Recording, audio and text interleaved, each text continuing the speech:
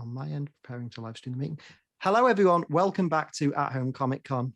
I hope you are enjoying the day so far. Welcome to the Creator Roundtable panel. I am Owen from Owen Likes Comics, and I'm joined by two very special guests. Two of kind of the big upcoming names in comics, two people whose work I really respect and admire, and I'm really looking forward to picking their brains and asking them a ton of really interesting questions.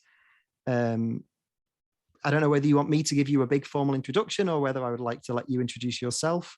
I would personally like a lot of fanfare, maybe some music. I mean, you were talking about doing a monster truck kind of Sunday, thing. Sunday. Yeah, you do that a lot better than I ever could. Wow. Yeah, as you can probably see, I'm joined by Tim Sheridan, writer of Batman: The Long Halloween, Superman: Man of Tomorrow, Teen Titans Academy, Shazam, Masters of the Universe Revelations. So much. How do you find the time, Tim? How are you? I'm great. I don't have any time, but I made time for you guys today and for Project Hope because I think this is a really great thing that you're doing. So you know what? That is the right answer. I appreciate that. We are also joined by Josh Trujillo, who, as I've got to say, such an interesting list of features. He wrote comics for Rick and Morty, Adventure Time. He penned the first issue of the ongoing Batman Phase Clan collaboration, and The United States of Captain America, which I think is such a cool book and such a cool premise for it. Josh, how are you? I'm doing well this morning. Thank you for having me. Right, it's a pleasure. I'm glad we can finally get together and chat. Before we get going, I just want to kind of address, we were also meant to be joined by Stephanie Phillips, the current writer of Harley Quinn. Unfortunately, she's not well and can't make it, so we send our best wishes to Stephanie. We hope you're doing okay.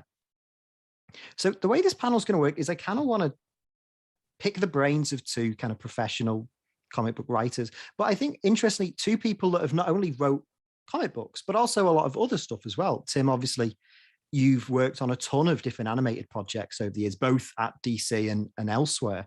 And Josh, you've worked on some of the Telltale games as well. So I'd love to kind of learn about how different that is from working on comics as well. Tim, I'll start with you because the last time we spoke was just after Superman: Man of Tomorrow released, which was your second/third foray into Superman, depending on if we count Death and Returns as one or two movies.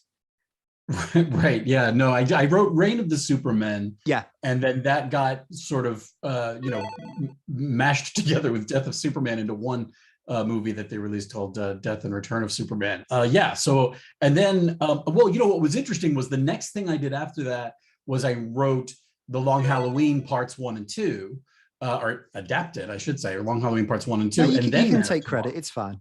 But so the order that we were meant to release them in was Long Halloween 1, 2, and then Man of Tomorrow, and that got changed up during production. So Man of Tomorrow got moved ahead. It was tough because when the movie came out last year, I think even when I talked to you, I couldn't talk about Long Halloween. I think maybe it got announced. They hadn't announced that I had worked on it, so I couldn't really talk about it yet. Yeah, because I remember at the time, I think it had been announced that Warner Brothers were making a Long Halloween animated film, but I don't think they'd announced you'd working on it. So it's interesting to me because obviously we did an interview for my channel last year and you did a great job of not letting that slip. Congratulations.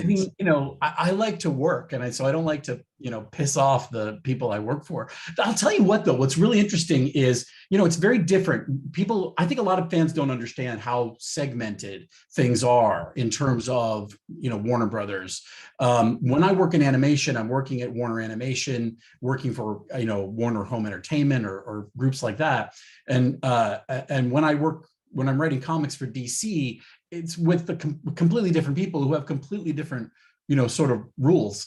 DC is much more open to, me talking about anything that I'm working on or promoting it or going on, and I think when I work on the animated stuff, they're much more strict about what I can and can't talk about. So I was really following orders, not talking about Long Halloween. But anyway, I've been like the luckiest guy in the world I grew up as a huge DC fan. Batman was my way in, and then after Batman, I started reading Superman, and I never would have thought I would have, grown up to get to play in that sandbox as much as I've gotten to. Yeah, it's it's joyful. I think an love it. interesting through line for both you and Josh is kind of your works on Batman. Obviously, Tim, The Long Halloween's just come out. That was a big success. And then Josh, obviously you wrote the Batman Phase collaboration that's just started, as well as working on the Enemy Within Telltale game. What was it like for you jumping into Batman, both in terms of the working on the game and then working on the collaboration with Phase as well?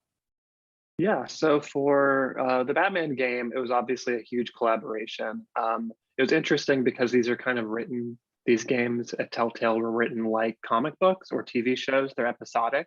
So ours was broken down into 5 episodes and it kind of worked like a TV show. We had like a writer's room and we had a lot of rotating creative teams. But to write Batman was like a dream. Adam West might still be my Batman, but you'll notice that the Telltale games have a much different tone than that. But it was fun to try to like reimagine the character to a degree, make him feel relevant, and get to play with some of the best villains. I think we had Bane, we had Mr. Freeze, we had Harley, and then we had 2 different Jokers depending on how you played the game, which was really interesting. Yeah, they are. And, sorry, continue. go on. No, sorry. No, and then you know what? I have a few things to say. No, for FaZe Clan, that was nice because it was just me and the artist and the editor. And that's kind of the freedom you get in a comic book that you don't get in a video game. Like I tell people, a video game is a little bit like making a meatloaf, and that there's 100 different people kind of combining their talents together and it makes one beautiful meatloaf. Whereas a comic book is like a very personal, you know, there's a lot more personality maybe you can get out of that. Yeah, it's been a dream working on these Batman projects, and hopefully I get to do more in the future. I want to understand. I want video of how you make meatloaf. You have 100 people in the kitchen. No, so it's like everyone's contributing like a little bit to the game, and it's not really a game until it's like baked in. And so I feel like no one can really take credit for one aspect of a video game, whether it's the writer, the director, audio people, whoever. It's so collaborative and so many different layers of creativity involved. And it's kind of hard to pinpoint who makes the special sauce and who makes what makes a game great. But really, like, collaboration is the key. And same for comics, it's just on a much smaller scale. I mean, I've never made meatloaf personally. It's not something I've ever, I've been vegetarian for a couple of years now, so it's not something that I'm planning on making, but I can imagine there's probably at least 100 people involved in that process. Yeah, I feel it is the same with the animated stuff that I've worked on. It's tough when I'm out there promoting something and talking, or, you know, I'm seeing people, you know, a lot of people like to give you a lot of credit or a lot of blame for anything in any of the stuff we work in. And I always, you know, I'm happy to, you know, get out there in front and, you know, take responsibility, good or bad, for anything. But the real truth is of all of this stuff is it's a team sport. There are a lot of voices. I mean, even in my experience in comics, Josh, is maybe even more so than the way you're describing it. There are a lot of voices. There have been a lot of voices, and navigating those sort of, making sure that everyone sort of gets heard and that their needs are met in terms of the story and the book that we're putting out. I don't know that it's a great thing. You know, I would love to be an auteur who, you know, could just put the thing out there that I want to put out there and see if it floats, you know, but I think the biggest thing about the whole business is you want to pinpoint one person, a director, a writer, even an actor, and pin it all on them, either good or bad.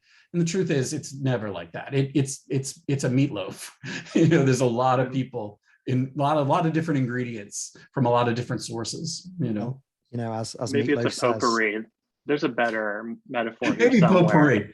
Potpourri is good. I feel like we decided on meatloaf now, and in the spirit of meatloaf, I would do anything for love, but I don't think I'd work with 100 other people. Tim, I feel like kind of, you talk about all these different voices kind of in the creative process to make these monthly comics, and stuff like my FaZe Clan comic is out of continuity. A lot of the stuff I've done for DC up to this point are kind of self-contained.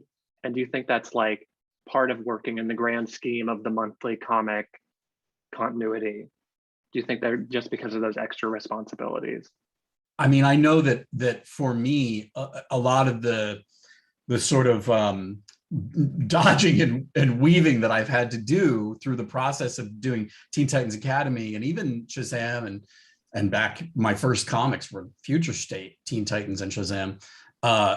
You know, all of that I think I can trace back to the needs of the main continuity and other books and other creators and other things that are happening. Sometimes, I know a lot of that is, you know, there's so much going on when you're working at a place like DC. There's so many different stories happening, so many different things. Not even, you know, even my editor, you know, doesn't necessarily tell me everything that's going on when I'm working on stuff, and it comes up, you know, throughout the process sort of organically later. So it can be, I don't say this to say, oh, it's frustrating, or it's, you know, it's just an interesting thing that I just didn't really consider. I think if I was doing something outside of continuity, I was supposed to do something outside of continuity when I first started.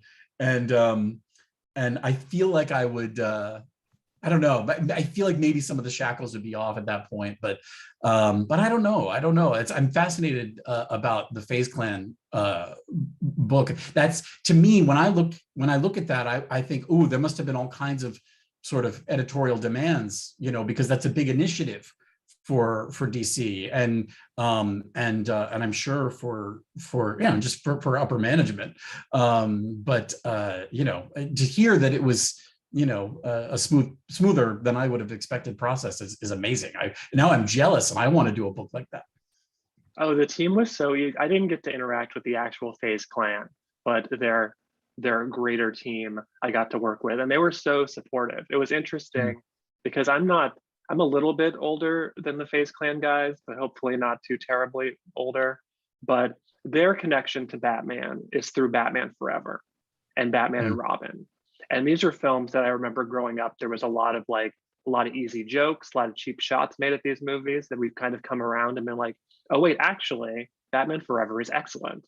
But they wanted a story with Mr. Freeze in it and the Riddler. And it was like, yes and yes. And that was like their only real demand. And so it was just trying to find a way to make FaZe Clan feel heroic and make them feel like they belonged in the DC universe. It was really, honestly, it was a joy to work with them on it. And it's so weird to see, go on. How much did you know about FaZe Clan going into it? My boyfriend is a big esports guy.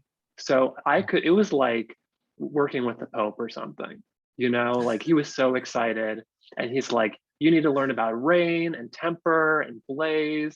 And these are just words to me, you know, these aren't personalities. So I spent like a good month, like hard trying to learn about the FaZe Clan, learn about their likes and dislikes, and try to infuse a lot of personality. It's tricky, which you know in Titans, and I'm kind of curious how you manage that. But my FaZe Clan comic has like 24 characters in it and 20 pages. And how do you get that little bit of personality, that shred of this is what Nightwing is like, this is what FaZe Temper is like in just one panel? That is so interesting that's I didn't realize that many characters. One of the things that I talk about that I regret so much is coming in and saying, you know, when the Teen Titans Academy concept came up and they told me I was going to get to use the original New Teen Titans characters as the faculty of the school, and I said, well, we're going to have the previous group of Titans being sort of the upperclassmen, and then we've got to have a whole new freshman class come in order to sell the Academy concept. And then before I knew it, I had a 3-team book, and there was no way that I could do anything in 22 pages that was going to make any sense. So it was definitely a strange thing, and to introduce all new characters as well. How do you do it? Me, I think everybody's different. For me, everything happens in economical dialogue, hopefully economical. Oftentimes you'll read my book and you'll think, wow, there's a lot being said here. But it's because I'm trying to sort of introduce you to, I mean, I in terms of what's out on stands, I guess we're 6 issues in on Titans Academy, and I'm still introducing characters, you know, which is I think is probably a strange thing in comics in something that is in continuity. But for me, this is interesting, Josh. I want to know how you dealt with this. This is my first year in comics. And one of the things I was really excited to do when I came in was get to use something I don't get to use in television: the omniscient narrator voice, captions, getting the inner monologue of a character. But I came to Academy, and part of the whole idea that I really wanted to explore was, what does it really feel like when you go to a new school and you're meeting new people and you make friends, and then in 6 months you might not be friends with those people that you made friends with on the first day, because you've kind of organically learned more about them, and maybe you're just not the same, you have different interests. And in order to kind of, I felt in order to do that, I would have everything play out kind of the way it does in television, where it's happening in dialogue and we're not getting inner monologue. So you don't really see inner monologue happening typically in Titans Academy. It can be challenging, but it would have been easier probably to introduce new characters that way and explain who they are and what they're doing if I had used that thing that's available, that tool that's available to us in comics, of that caption, that narrator voice. So maybe I made it more difficult for myself, but I think it's organic. It plays out in a very real world kind of way. I feel bad. Oh, and you probably have a million questions, but Josh and I are just going back and forth here. But Josh, I'm really interested to know how you land in terms of use of inner monologue and narrator omniscient voice. So I struggle with that a lot, whether or not to include the omniscient narrator or to have like Daredevil narrate every step of his journey. You know what I mean? And that's something that I really brushed against, because I thought this is just my personal taste. I felt like around with like the Ultimates line and kind of in that like 2000s bubble, it was getting kind of overused, or is becoming a bit of a crutch, and it wasn't being used to like any great effect. At least I felt that way. It wasn't like reading Frank Miller, or like getting in the character's head, reading a diary by a character in Watchmen or something like that. I didn't write someone's first person narration until I did the United States of Captain America this year. I've used a couple of cheats. I had a character write a letter that another character read, but beyond that, I never had because I felt like I wanted to try to beat it or do better or work around it to kind of make my stuff stand out a little bit more. But what I've found is that readers want that personality, and that's an element of comics that people really enjoy. And you don't have that opportunity to show those characters' personalities sometimes otherwise, because they're just it gets in the way of the plot. I did it on Masters of the Universe Revelation, the miniseries tie-in to the TV series. And I started writing that shortly after I was writing for DC, and I just went all in on a narrator in the first issue, and like really blew it out in a way that probably went way too far. But I wanted it to have the feel of an epic comic book event from when I was a kid. I wanted it to feel like a crisis event, and to have this booming narrator voice who spoke in a very heightened sort of dialogue.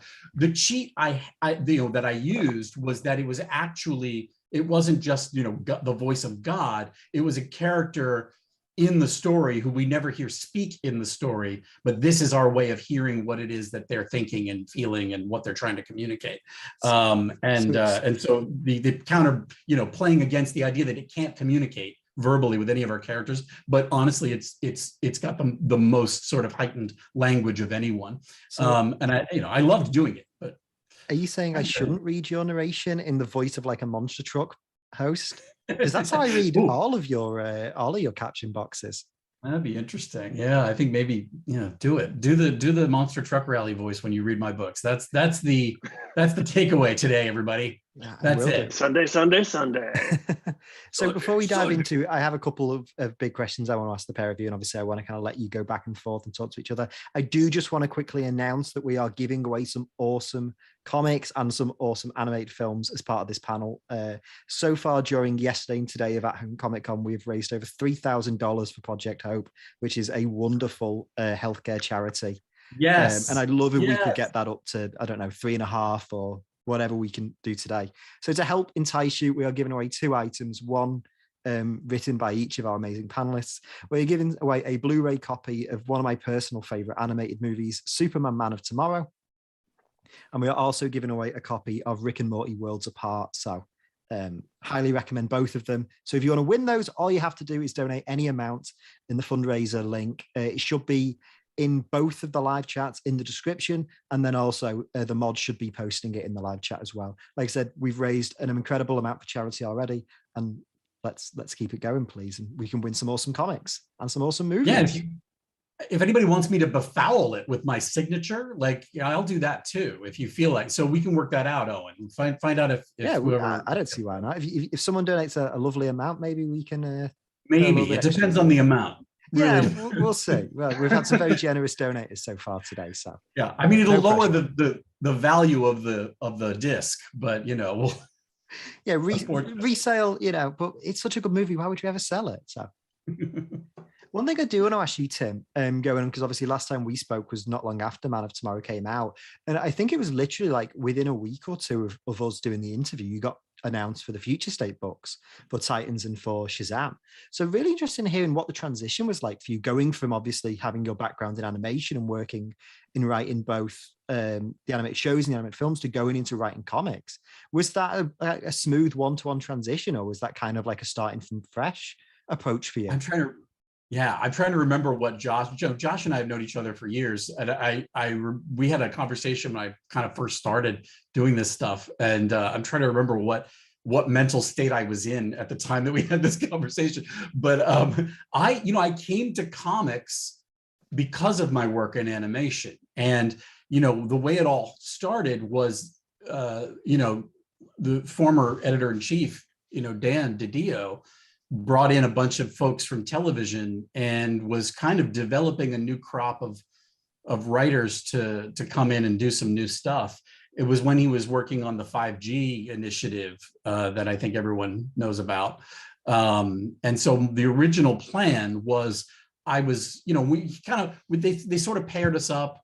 We talked to different editors, and we kind of, it was sort of like a, what are those, like, bachelor auctions? I feel like it was like, where they paraded all of us through, and the editors were like, okay, taking notes and like putting bids in or something, I don't know, and or getting stuck with. In my case, I think my guys got stuck with me, but I had a call early on with a few editors, and one of the editors on that call was Mike Cotton. And the original idea was, I was for another editor, I was going to do a Nightwing Oracle 5G book where they were going to be aged up, kind of more my age. And then I was going to do a Flash with a whole new character as the Flash. And that would have been for Mike Cotton. Well, anyway, 5G went away. And then I thought, well, that was it. That was my shot. I'm never going to work in comics. So I never got to work on it. And then I got a call from Mike saying, hey, so, things are changing over here, but I have this thing that I want to talk to you about, Teen Titans Academy.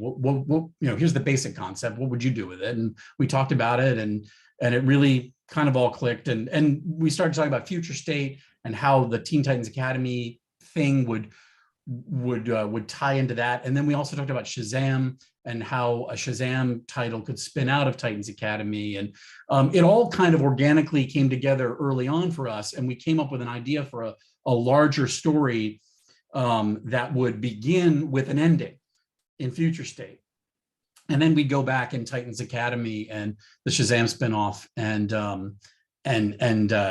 sort of show you the road that could lead us to Future State. And that was the idea. And then somewhere along the line, somebody said, hey, I think we've got access to use the Red X character from animation. And would you think, you'd want to use him? And I was like, oh my gosh, well, okay. I'd already created a whole bunch of these new characters. And I was like, let me figure out how to do that. But he's such an interesting character, and it was such a great idea and a great opportunity to get to bring him into continuity, or bring that character into continuity. But I wanted it to be a new Red X. I wanted it to be a character that was one of the students at the academy who had taken on the mantle of Red X while still honoring all of the legacy and the history of Red X and incorporating that into the history of the character and the Titans. So, you know, was it culture shock going from animation to comics? Absolutely. And has that gone away? Nope. Like, it is still the hardest job I have ever had that I constantly feel like I am failing at every day. And I mean that in a good way. I mean, it's good to feel challenged. It's good to feel, you know, like you have something to learn. I come at all this stuff like a sponge. I just want to absorb and learn. And now I'm getting to work with some people who have been my heroes in this business for a long, long time. You know, all my life for at least one of them, and in getting to learn by watching and working with them. And it's the greatest thing that I could have ever, you could never tell 11, 12-year-old me that I would get to be doing that.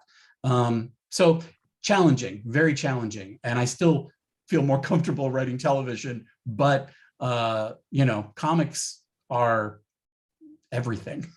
It's where it all begins. If you're talking DC in particular, for me, those are the real versions of the characters as far as I'm concerned. Everything else we do in TV and movies and everything is sort of other parts of the multiverse as far as I'm concerned. But the main part of the multiverse is right there in DC continuity that I got thrown in the deep end of right away when I came to DC. And then there's Dark Horse, which is a whole other thing with Masters of the Universe. There's a whole different type of situation doing and coming to that book from TV too. That spun right out of the show that I worked on with Kevin Smith. So it's culture shock hasn't gone away, and I still don't know what I'm doing. I mean, I found that really interesting. I remember not long after you got announced as taking over Titans, I did a collab video with a friend of mine, and we were talking about the Teen Titans animated show, obviously the classic show from the 2000s. And one of the things that we talked about in the video was trying to figure out the identity of Red X. Because obviously it's hinted in the show that who it might be, but they never kind of give the full reveal. And I remember being so tempted to reach out to you and be like, can you tell me who it isn't?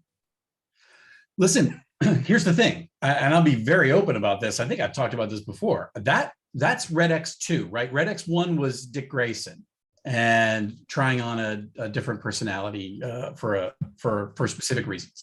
Red X 2 came into the show and they never revealed his identity. And I believe it's Glenn Murakami himself who has said he will never reveal the identity of Red X 2. Yeah, because like I said, we analyzed like every appearance of the second Red X and tried to work it out, because the friend of mine who I was doing the video with was insistent that it was Jason Todd. But I think even in the show, they kind of joke about it being Jason Todd but never actually reveal it. So they joke about it. I've never asked Glenn who it is, and I don't know. I mean, I don't think he would tell me if I asked him. So that was one of the reasons I said, well, I don't want to go down the road of getting too deep into that character, because I don't think it's my right to go in and tell you who that character's identity is, or what that character. That's his story to kind of tell. That's somebody else's story. I think we can honor that character. I think that character can exist in the mask still, but and in continuity. But it would be hard. Another creator might have a different opinion on it. Me personally, I would not presume to tell you who that identity of that character is. But that's not to say DC won't at some point. But that's why I said, look, I came up with a Red X4 basically, in the first issue of Titans Academy. I kind of not even hint, I tell you that there was even a third Red X that we don't know about. We don't know who that was. And so I liked the idea that this was a mantle that was being picked up by, not, in the way that the Red X2 picked it up from Dick Grayson. But we're getting to the big climactic moments in Teen Titans Academy right now. And I have written the reveal of the identity of Red X4, our Red X in Titans Academy, and so that's coming soon. And I have to say, it's gotten to the point where everybody wants to talk about who is Red X, who is Red X. I just think it's much more interesting to ask why. why did this character do this? What, you know, and we started talking about it in the annual this year in the yearbook. We showed a little story where Red X2, takes a kid under his wing, and that's the kid that will grow up to be the current Red X. Oh, that's interesting. So you're saying if I figure out who Red X2 is, it's a process of elimination until I find out who your Red X is? I think it's impossible to know who Red X2 is unless you can strap Glenn Murakami to a chair and, you know, beg him, you know, ply him with something, you know, with riches maybe. What if we say, listen, Glenn, we're raising loads of money for charity. We've said if we if we raise a certain amount, you'll tell everyone. Maybe he will. I'll tell you, if we raise $50,000 in the next 5 minutes, I will tell you who Red X4 is right here. Well, can you let me know who it is, and then I'll be keeping an eye on the donations. Sure. We'll talk in the chat. Okay. So Josh, moving on to some of your works, because I'm really interested in the kind of the varied kind of things you've been doing.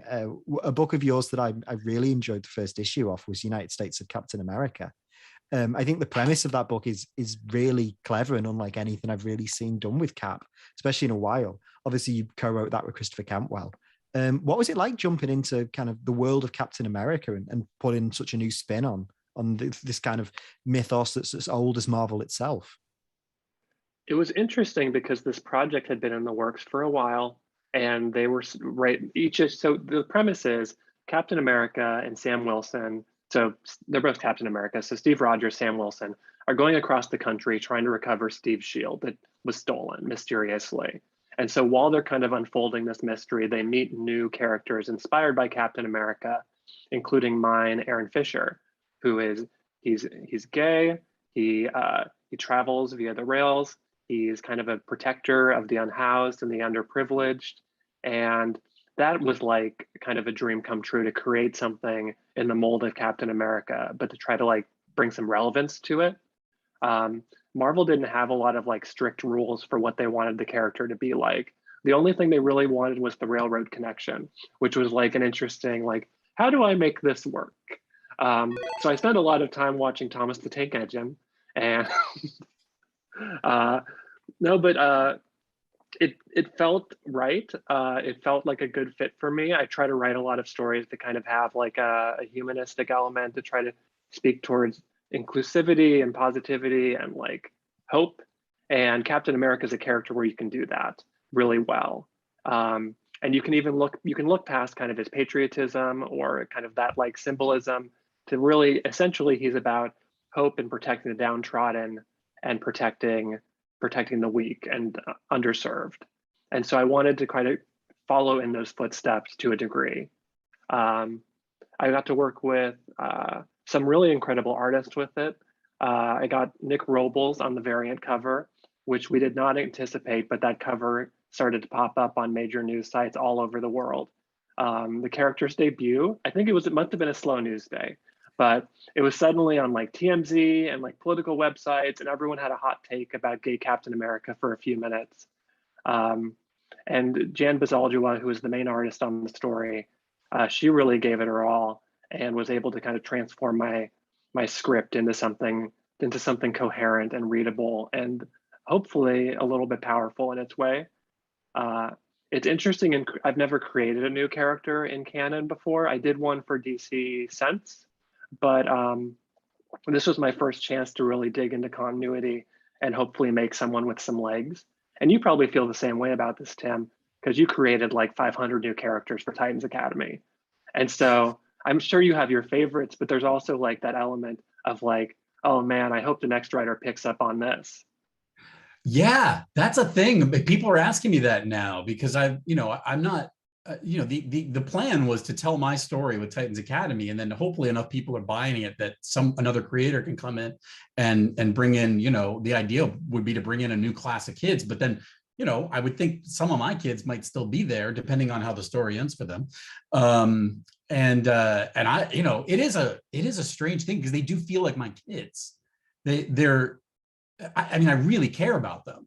And so it freaks me out a little bit thinking about it. However, there is the joy and glory of thinking like you've added your voice to the great canon of comics, either DC or Marvel, and like as you've done, with Captain America. And I think there's something about that that's really cool. I don't know that I'm going to have anything else in my life that makes me feel as immortal as if somebody else picks up Stitch or the Bat Pack and ends up writing more stuff with them and creating more stories with them. I would feel like I actually did something.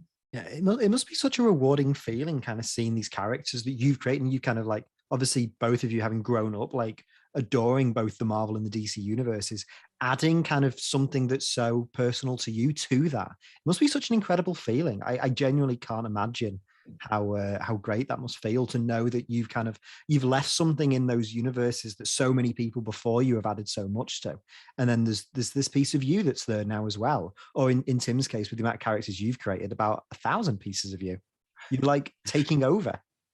Josh, did you said that they didn't have a lot at Marvel, they didn't have a lot of opinions about what you should do with the character other than the rail riding thing. Was making him queer something that they talked about? Was that something you knew about going in, or was that something you brought to the character? Yeah, so that was a suggestion from my editor, but I don't believe it was a hard rule. And I wanted to write something that was kind of more authentic to my experience. There were a lot of options in kind of pursuing a queer character, but I identify as a gay man. So I thought that would be probably the best course of action to follow with that. It is interesting, I will say, that the character has not a huge following, but has a following kind of in the trans community. And a lot of trans men identify with the Aaron Fisher character. And that's something I didn't anticipate, but it's been a huge gift. I've seen cosplay, especially during quarantine, people who are cosplaying with like no one to share it with necessarily. But just trying to find a unique voice within the Captain America world, and then hopefully the greater Marvel universe, is like, that was the trick, right? It's like, you don't want to create a Titans character that, like, you don't want to make Kid Devil, another Kid Devil. You want to create something that feels brand new and feels a little vital and fresh to the moment you're writing to. By the way, you talk about cosplay. I don't know what I'm going to do if I see somebody cosplaying as, I haven't seen that yet, the way you people cosplaying as characters I've created. I will probably check out at that time. I'll be like, okay, I'm retiring. I'm done. This is the pinnacle of existence for me as a creator. Yeah. So I don't know how I'd react to that if I was kind of in your position. It's like, you're not meant to be real. What are you doing here? So am I having a fever dream? The serious thing about this, though, is that it really means a lot to me when I see fans interacting, with me, or sometimes I'll catch them interacting with each other on Twitter, and I'm not even in the conversation, and talking about these characters and these stories. And there's, the fact that there's something about these characters you create that means something to somebody, and that they identify with, and that I think maybe this is getting a little psychological, but maybe the reason why we do what we do is, we just don't want to feel alone. And there's something about other people identifying with the characters that you created that you identify with. It makes you feel like, oh, okay, we're in this together. I'm not alone and you're not alone, and we all get this. It's an incredible thing. Definitely. I just want to kind of do another quick plug for the giveaways we're doing. We're giving away a copy of Superman Man of Tomorrow, the great animated film by Tim Sheridan, which I can happily recommend. I think it's one of my favorite Superman movies, live action or animated. It's a great distillation of what that character means to me. And also a copy of Rick and Morty World Apart, a great series that Josh wrote. So if you want to win those, donate to the Streamlabs link in the description of this stream, or it'll be being posted in the live chat by the mods. We are almost at 3,100. So if we can get there during the stream, that would be amazing. Thank you so much. And you have the chance of coming away with an awesome comic and an awesome animated film as well. So it's a win. And if we get to 50,000, remember, I'm going to tell you the identity of Red X any minute now. If we can hit 50,000. Hey, you heard the man. So on the You know, Man of subject, Tomorrow. Well, I think we talked about this, Owen. You know, Man of Tomorrow for me was such a. I tried to, much the way that Josh, that you were saying with Aaron Fisher. What can I bring to this? Like, what of my experience can I bring to this? Because I think that ultimately stories are going to resonate with people if they're honest, and if they come from a place of honesty as a storyteller. And if you write from your experience, you're going to be able to tell a better, more honest story. And for me, writing a Superman movie that was, from my perspective, stylized as a coming out story, was and for where my experience is, coming as a gay man, but other people look at that movie and they see the immigrant story that they often see with Superman, or they might see something like, how it feels on the social spectrum or something else. But but I think that what the gift of that, and I think this, Josh, I'm interested to know what you think about this. The gift of it is, like, if I tell a story from sort of an honest place, it can resonate with people in a way that they don't even realize how much we all have in common. That somebody who does not have the story of being a closeted gay kid growing up in the South, like I did, but can watch a story that was written by somebody who did have that experience, who used some of the feelings that they felt while growing up that way and tried to communicate them through the story, where in a story that's not about Superman being gay, it's about him being an alien and feeling different and feeling on the outside and being worried about what people are going to think about him. It's amazing how many people can identify with the things that you feel that are unique to you, that nobody else is going to understand. We think that our differences are so great, but in fact, they can be, the things that unite us, really oddly, in the end. So I don't know. I was thinking about that because of what you said about Aaron, Josh, in terms of bringing your own experience to the character and having it end up resonating with a lot of people who you don't even think it's going to resonate with. It's fascinating to me that trans men are you said trans men, right? Are trans men identifying with Aaron Fisher. That's wonderful. Yeah, it's been a huge gift in creating the character and seeing the reactions. And you always hope that a character you write is going to kind of like take off, or, there's going to be a lot of excitement around him.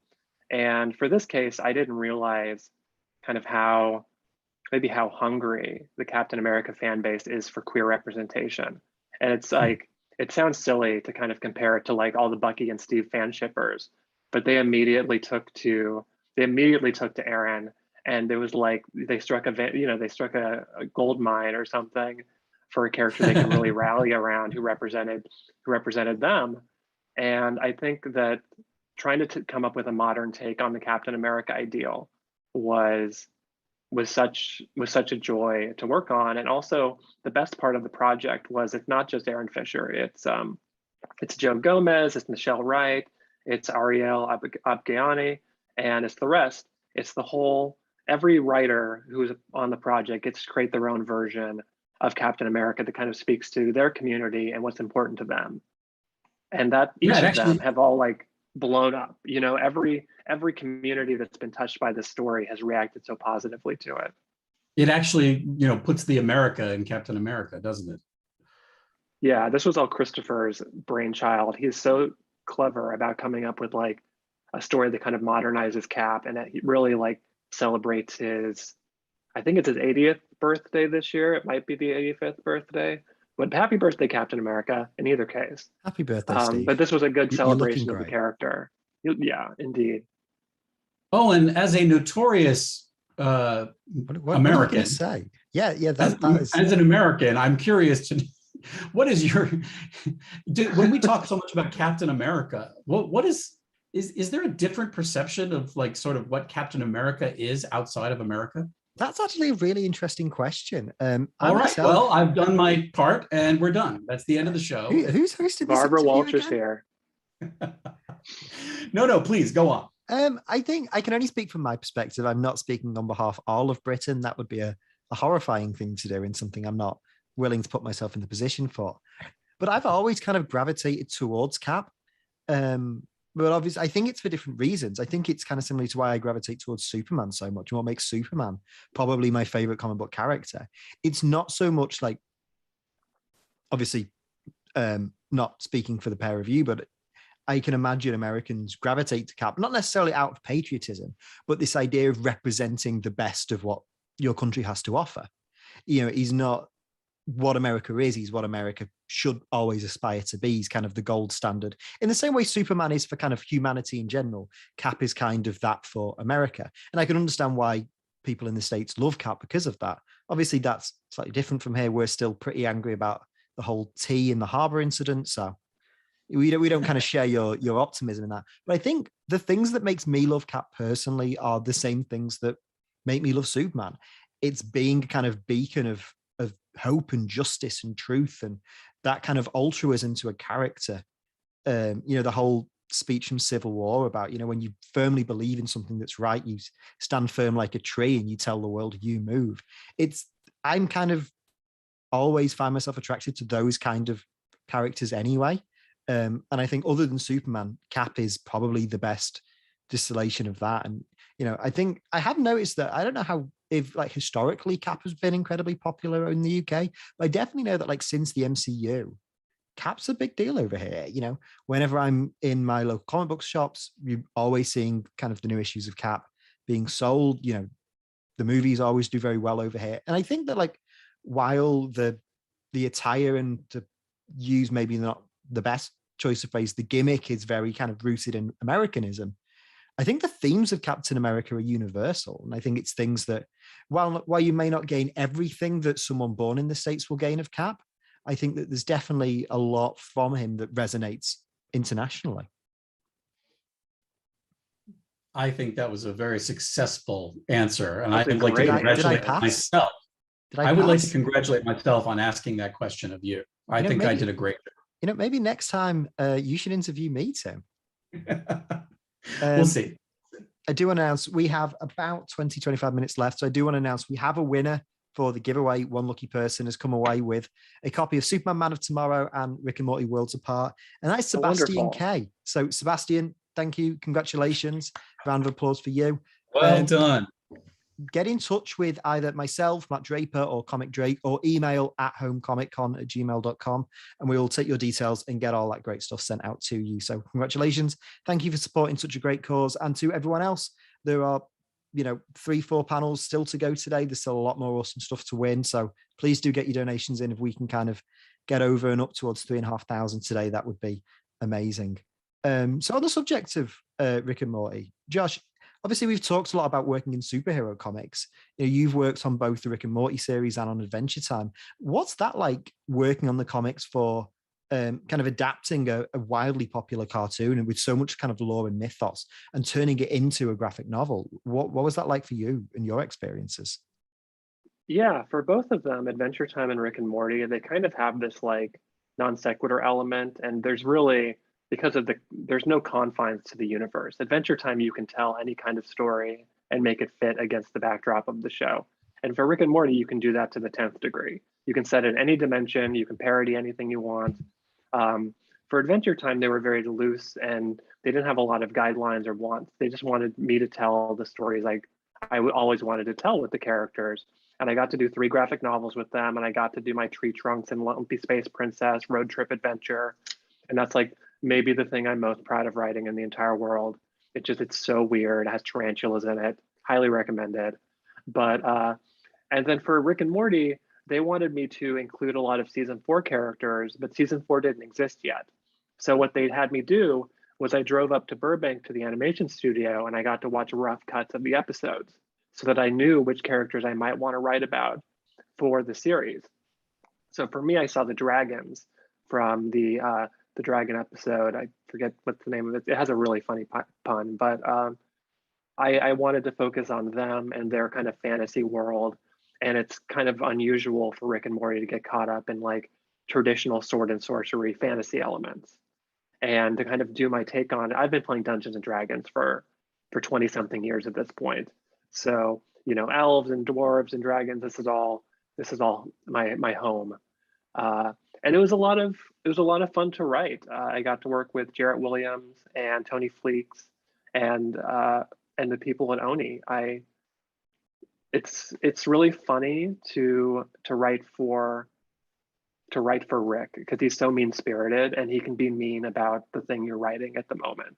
You know, he can draw attention to maybe some of your plot hooks or your characterizations. He really is a great audience surrogate in that way. And like, it's so different to write for these characters that exist in television versus writing a character that exists in comics. They're just a different level of like maybe expectations for the audience. You know, they want to see in monthly comics, I feel like people want to see the characters grow and change. And you can't necessarily do that in a comic based off of a TV show because they need to adhere to the way they behave on the show. So it's more of like trying to break the universe and put it back together by the end of the issue. Whereas in a comic, you can break the universe and maybe pass it on to the next person. That's what I want to do. That's the dream. That's the dream. You know something, Josh? I have never in my life played D&D. That can't be true. Really? You know what? I've never either. It's funny. The panel before this was a superhero themed D&D reskin hosted by Scott from NerdSync. We had Jim Zub, obviously the writer of the official D&D comics, was one of the players for it. And I'm someone that is a complete novice to D&D. I get it's something that like if I'd got into it 10 years earlier, I would probably be obsessed. But now, you know, firmly into my mid-20s, I do not have time for another time-consuming hobby. I often bring this up because it's so apparently it's really bizarre for a writer to not play D&D, because as I'm told, and honestly, I don't know because I've never played, but I'm told that the skills of being a writer in a writer's room are very much the kind of skills that you use in playing successfully, I guess, D&D. Is that true, Josh? It's a lot of improvisation. It's a lot of collaboration, and it's a lot of yes and. And running the games in particular, like you want to give the players enough rope to tell whatever kind of story they want to tell with their character. But also, like, you have real confines. You only have a few hours to run the game, and you have a story you want to tell too. And so, like, the characters have to get to the fireworks factory because that's the only map you drew.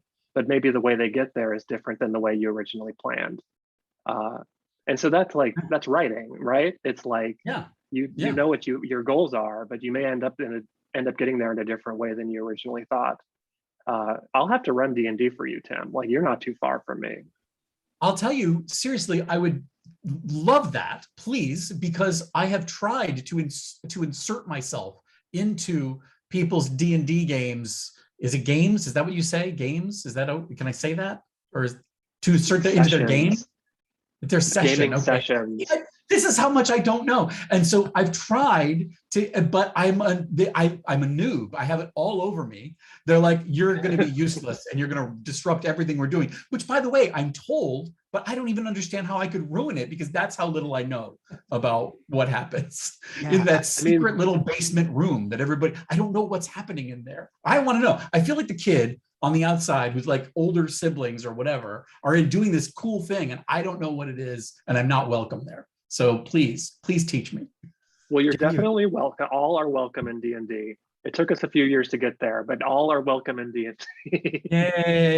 Yay. I would say. Not you, though. You're too far away. Hey, I'm planning a trip back to California at some point. Once the world is not on fire anymore, I'd love to go back. I love California. We can always run a Zoom game in the meantime. Yeah, we'll figure it out. I will say not to kind of spend too much time plugging At Home Comic Con, but it would be worth actually for both of you, Tim, as someone that's kind of new and wanting to get into it, and Josh as someone that's a bit more well-versed, checking out the Superhero RPG panel we ran this afternoon.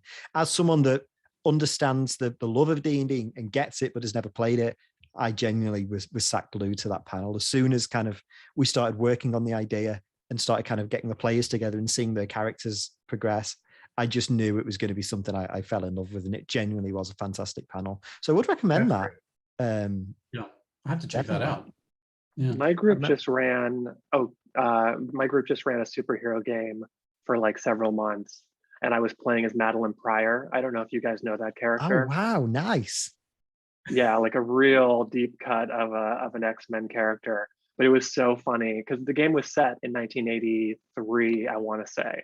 So the gimmick was everyone had to play as their characters were in continuity in 1983. So she had him become like Goblin Queen or was revealed as a clone. She was just Cyclops' wife. And so Yeah. I had to play several adventures without powers, just being Cyclops' wife. And it was a joy. I've never fallen in love with a character through playing as them, but that's like something you can do in an RPG. Whereas the Hmm. character never appealed to me much on the comics pages. Now I'm ride or die for Madeline. I'm trying to That's think interesting. like, That really, sorry, I'm trying to think like if I was in that circumstance, say the cutoff point is 1983, which kind of obscure comic character I'd pick? Because you got to think as well, like you're just before Crisis, so Mhm. it's like, what kind of weird pre-Crisis version of an obscure DC hero can I grab here? it's very interesting that this does sound like the writing process, in that I'm working on something right now that is so much like what you just described, Josh. Where I'm having to sort of reach back and put myself into continuity in a different place, and it sort of the different takes on characters at a different time. It's really fun working with a mythology as established as something like the DC canon, and having gone through all of its iterations. But it's also absolutely infuriating. I mean, I have to constantly ask, wait, okay, hang on. Are we doing, which version of what are we talking about here? Did this end up happening? Is this still considered in this canon that this happened, or do we go back to this? And sometimes it's a lot of throwing about of brains between DC people trying to figure out what's the right thing, and how do we approach a character. So I think I probably would excel in this D&D world that we're talking about. I'm still pitching myself for Josh's game, even though he's already said I'm welcome. I can't believe this panel has devolved into us trying to get into Josh's D&D game. I mean, It's not what I expected, join but I'll us. take it. It's insane. I don't know what's going on anymore. Look, we've raised money for charity. We've had a good chat, and we've made some D&D friends. What more can you ask for? We're Made this some social close plans. to revealing the identity of Red X. This close. I'm I sure. don't know. I'm sure. What we are. number? What number are we at? You said we'd hit it if we. You said you'd reveal it if we hit $3,072. Is that what I said? Oh, I do remember that. Yeah, I'm pretty sure. Can we that's what play you the said. tape back? Can we play that back? No, it's live. Sorry, we're live, pal. Ugh. So obviously, Tim, there's two big things that you've kind of worked on. One of them you kind of touched on briefly earlier since we last spoke. One of them being the Long Halloween animated films, and the other one being Master of the Universe Revelations, which premiered on Netflix this year. The show you did with Kevin Smith. Congrats on that, by the way. I really enjoyed it. Thank you. 5 more episodes gonna drop soon. So awesome. I can't wait. Excellent. We only showed you half the story, which a lot of people I don't think understood that. I think people thought that was the whole thing. And we're like, no, that's only the beginning. So yeah, that's been a great fun ride.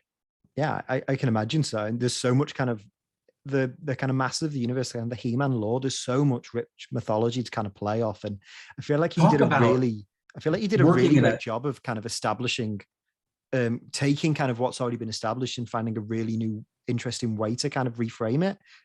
As someone that kind of is relatively familiar with the kind of the He-Man and the Master Universe lore, I found it a really refreshing and a really interesting take on it.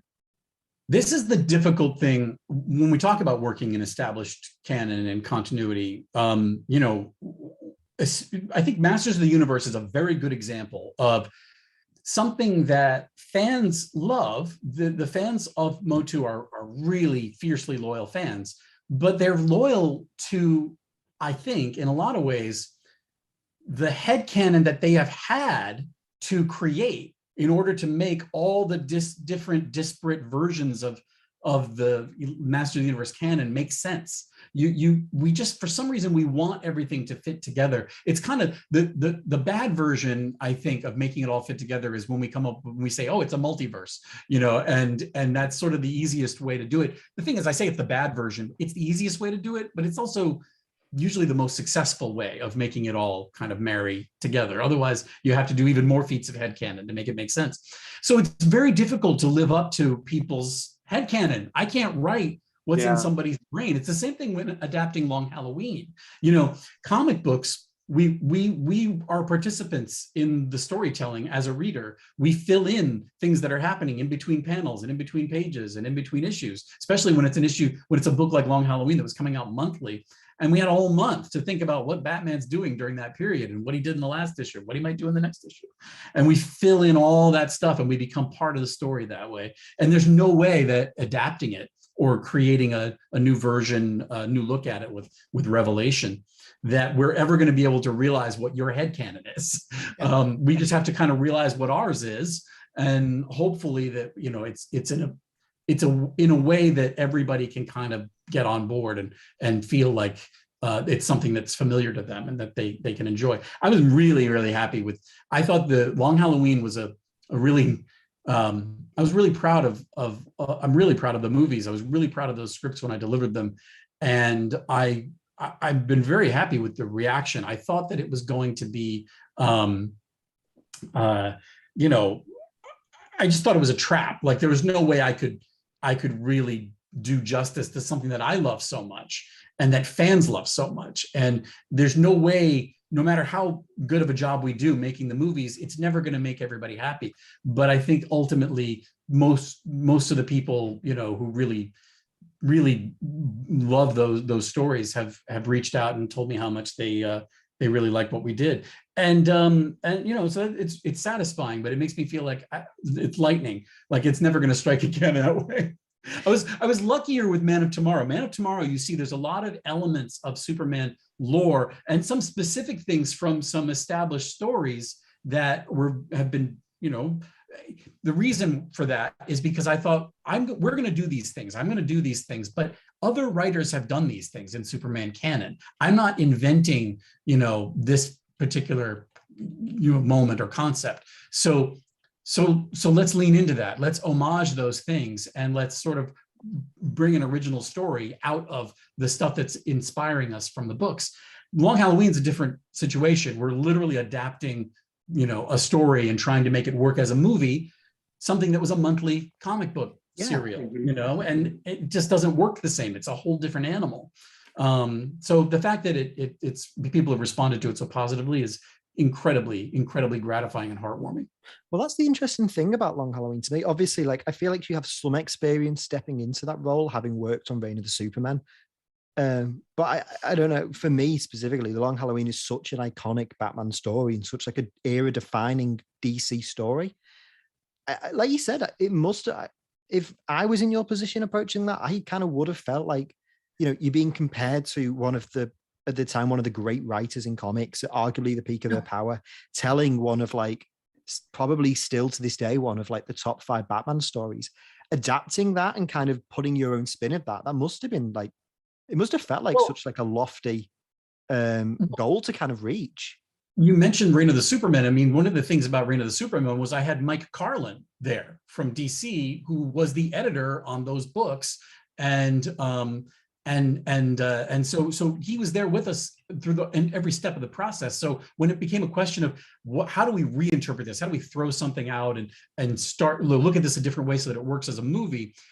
Mike was there. And if it wasn't something that was going to work in terms of what the DNA of that story is, he could tell us. But he was really supportive he understands, how when we have to adapt something to a new medium, that things have to change. And Reign of the Superman was also had another issue where it was part of the longer continuity of James Tucker's movie universe. And so we had to sort of put in elements that tied into that and became part of that longer story. Long Halloween, I don't know Jeff and Tim. So, and they weren't involved in that process.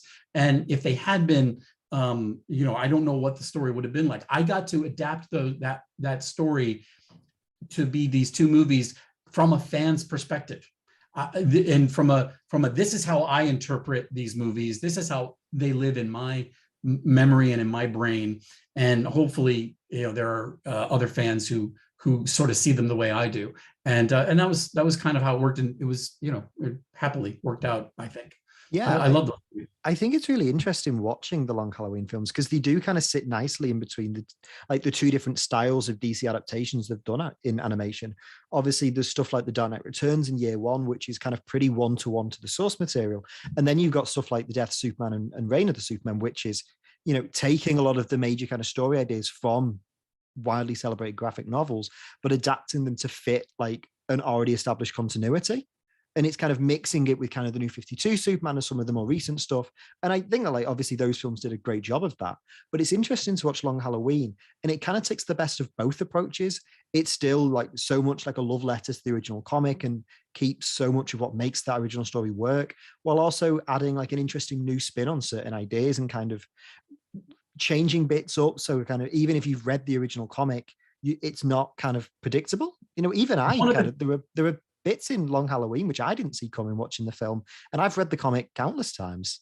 This is why I always say, look, it's a great big beautiful multiverse, and our movies get to live in one corner of it, and they're not there to replace the book. They're there to celebrate it, and hopefully the movies will inspire people to either pick up those books for the first time or pick them up again and sort of see how it played out in the book versus how we played it out in the movie, and it can all live side by side, and we can all be happy fans.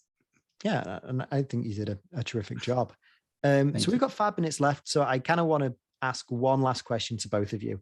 Obviously, Tim, you've now worked on Superman, you've worked on Shazam, you've worked on Batman in animation as well, you worked on Titans, and Josh, obviously, you've worked on Batman both in games and on comics as well, and having worked on Captain America. One kind of dream character, I'm not obviously asking you to divulge any story ideas you might have. I'm not going to be that guy. But just if there's a specific character that you've never got a chance to tell a story with, either in, say, if you took over their book, or if you could bring them into one of your stories, if there's one character you'd love to kind of, say, write one issue of, is there anyone that comes to mind for the pair of you? I'm gonna jump in really quick because then I'm gonna throw it to you, Josh, and let you take over. First of all, characters, I guess the Doctor from Doctor Who. I want Doctor Who, Star Trek, Star Wars. Those are the three that I need to get my hands in. I'm just desperate for Doctor Who, Star Trek, and Star Wars. I mean, if you can find a way to fit them into Shazam or Titans Academy, I will be amazed. That would be perfect. That would be perfect. So that's what I want to do more than anything. But I'm, now I'm starting to work on creator own stuff. So I'm, there's, but those are the three. That's the holy grail. Those three. That's where I want to go. Josh, you take it over. Yeah, I do want to write a Star Wars. I have a really good Handmaidens of Naboo storyline under my belt, and I'm just waiting for that call. But beyond that, I'd love to write Cloak and Dagger. I've always had a soft spot for those characters, and I'd love to get a proper crack at Blue Beetle. I got close. We had a little contest for DC last year, this year, and hopefully I'll get another chance at the character. But those are the big ones for me. The X-Men intimidate me because of their continuity, but I would love to write for Storm. She was always my favorite growing up. It's interesting how some of these characters you fall in love with through movies like Tim works on, or video games or trading card games or whatever. And that's a lot of first exposure to these characters. Like my sister's really into Elsa Bloodstone. She's a Marvel character who is in Next Wave because of a video game she appeared in. She's never read an Elsa Bloodstone comic, but she's ride or die for Elsa. That's fascinating. And it just shows that's kind of the beauty of adaptation, the different kind of stories that those characters can be told. And, you're getting people to discover characters and discover comics through those kind of wider media as well, whether it's games, trading cards, animation. And I think, like you said, adaptation, sometimes there is kind of a standard held against the original source material, but sometimes it can lead to whole new generations of fans coming in and discovering this world that we all love. What do you think about the question, Josh? I keep wanting to write the question. Oh my gosh, I love the question so much. Did Jeffrey Combs make you fall in love with the question, or were you already a fan? It was like the Denny O'Neil stuff. And especially in Justice League Unlimited, the way the character was represented in that. It's the question I hold You in such really- high esteem. It would be like trying to write for Watchmen or something in my head. Totally. It's intimidating, but he's such an interesting character, and I feel like I can't not hear Jeff Combs' voice. For me, I knew the question, but it wasn't until Justice League, Unlimited, that I just was, just bowled over, and I'm desperate to sort of get sink my claws into that character. I especially love the Renee Montoya question. Yes. I really want to see Renee get some more time under that mask. Such a great storyline for her in 52, transforming into the Question. Definitely. We should spin her as Question out of the Long Halloween movie, where she got to make a cameo appearance. I had written another character, and Butch Lukic said, "Why don't you just make it Renee Montoya?" And I said, "Okay." I'm not going to say no to that. I think, so I think that will do us for this panel. Obviously, we've got another great panel coming up in 15 minutes. It's the Quest for a Good Game round 2. Last year we did a Quest for a Good Game panel where Diego Rivera, Panels to Pixels, Godzilla Mendoza, and Matt Draper tried to work out why there aren't any good Superman games and how they can make one. I know what you're thinking. Superman 64 is a great game. What are you talking about? This year, they've decided it's #SpawnTember. It's the month that we celebrate our chain-wearing god Spawn. They're going to try and make a Spawn game. So best of luck, guys. Tim, Josh, before we quickly wrap this up, do you kind of want to plug where people can find you? Yeah, find me on Twitter, please. I'm desperate for followers at I am Tim Sheridan. Well, I am also desperate in many ways, but also for followers. You can follow me at Lost His Keys Man. And the Batman Face Clan comic came out on Friday, which is a weird release date for a comic. So that makes it special. It does make it special. Yeah, I didn't realize it came out on Friday. What a great note to end it on. Go and check that book out. Anyway, so yeah, Quest for a Good Game starts in 15 minutes. Go stretch your legs, go grab a drink, but don't go anywhere too far. We will see you all with more at Home Comic Con very soon. But thanks for watching this. Take care.